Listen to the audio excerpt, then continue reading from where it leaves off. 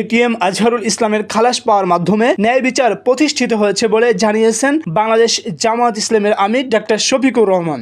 ইতিপূর্বে সাজানো পাতানো আদালতে মিথ্যা সাক্ষী দিয়ে জামাত নেতাদের কার্যত জুডিশিয়াল কিলিং করা হয়েছে বলেও মন্তব্য করেন তিনি। এ সময় জামাত আমির বলেন, এ মামলায় আন্তর্জাতিক ও দেশের কোনো আইনের তোয়াক্কা করা হয়নি। নেতৃবৃন্দকে খুন করতে সরকার ও বিচার বিভাগ মিলে ঠান্ডা মাথায় পরিকল্পনা করা হয়েছে বলে অভিযোগ করেন তিনি। জুলুম করে আমাদের বুক থেকে এক এক করে 11 জন শীর্ষ দায়িত্বশীল নেতাকে মিথ্যা মামলায় সাজানো পাতানো আদালত এবং মিথ্যা সাক্ষীর মাধ্যমে কার্যত জুডিশিয়াল কিলিং করা হয়েছে।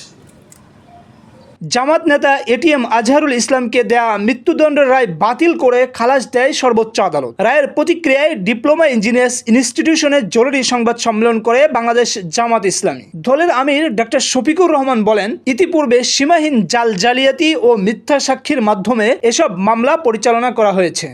এই মামলাগুলো পরিচালনা করতে গিয়ে সীমাহীন জালিয়াতির আশ্রয় নেওয়া হয়েছে। কিভাবে আশ্রয় নেওয়া হয়েছে? এককালীন প্রধান বিচারপতি এস.কে. সিনহা তার লেখা নিজের বইয়ে তিনি তার অপরাধ স্বীকার করেনি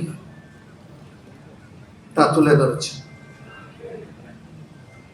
কিভাবে বিচার নয়, পরিকল্পনা মাফিক ঠান্ডা মাথায়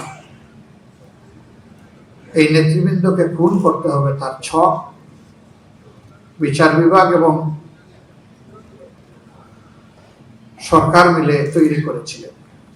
এ মামলায় আন্তর্জাতিক ও দেশের কোনো আইনের তোয়াক্কা করা হয়নি উল্লেখ করে জামাত আমির বলেন, নেতৃবৃন্দকে খুন করতে সরকার ও বিচার বিভাগ মিলে ঠান্ডা মাথায় পরিকল্পনা করা হয়েছে। ডক্টর শফিকুর রহমান বলেন, রায়ের মাধ্যমে পরিষ্কার হয়ে গেছে, সত্যকে চেপে রাখা যায় না। আমাদের নেতৃবৃন্দের উপরে জুলুম করা হয়েছে। বহু কায়দা কানুনে তাদের মুখ থেকে জোর করে যা নয় তা স্বীকার করানোর চেষ্টা করা হয়েছে। এমনকি রায় বাস্তবায়নের আগেও ষড়যন্ত্র করা হয়েছে।